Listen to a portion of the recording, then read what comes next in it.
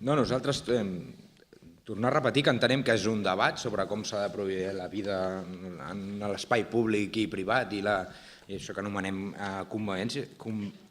convivència és un debat molt pertinent i que ens interessa molt i que nosaltres hem participat de tots els espais que s'han ofert, altra cosa si es valora o no amb la mateixa grau que d'altres, però en tot cas hem fet les nostres aportacions, la nostra visió i li hem plantejat aquelles propostes que en teníem.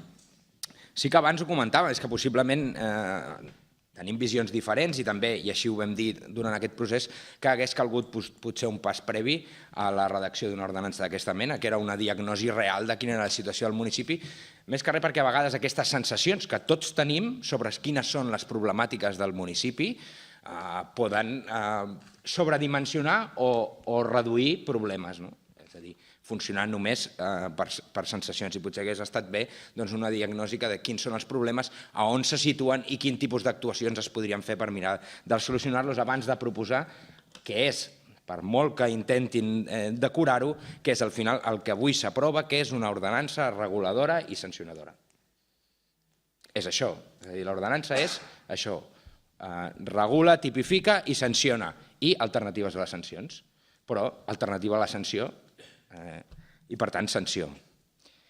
Si avui ens hagués portat una proposta de treball educatiu amb educadors socials, amb educadors al carrer, de proposta d'intervenir sobre determinades problemàtiques, segurament estaríem en un altre punt del debat. Però no és això el que es porta, per molt que vulguin decorar-ho o afegir-ho pels voltants. El que avui votarem és el que avui votarem. Sobre les alternatives que comentava, n'ha dit alguna, i està bé que fes esment a una que es va començar a posar en marxa en aquells famosos, li començarem a dir, no sé, els odiosos 18 mesos als que vostè sempre fa referència i oblida els 18 anys seus anteriors. Però en tot cas en què no es va fer absolutament res. Per cert, tampoc es va aprovar una ordenança del civisme, per molt que vostè digui, no hi ha una ordenança del civisme vigent en aquest Ajuntament. És ara que s'aprova. Vostè diu que han unificat les ordenances del civisme. No, no és cert. No és cert. Vostès anul·len alguns articles d'altres ordenances que seguiran vigents. Anul·len alguns articles. I si no, potser faria bé de llegir l'ordenança, perquè en l'últim article ho explica exactament quins són aquells capítols de les ordenances que es treuen, alguns capítols, però les ordenances segueixen vigents. Tot aquell llistat seguirà vigent. La de sorolls, la de neteja, la dels gossos, és a dir, totes les ordenances seguiran vigents. Per tant, creem una nova ordenança, no unifiquem res.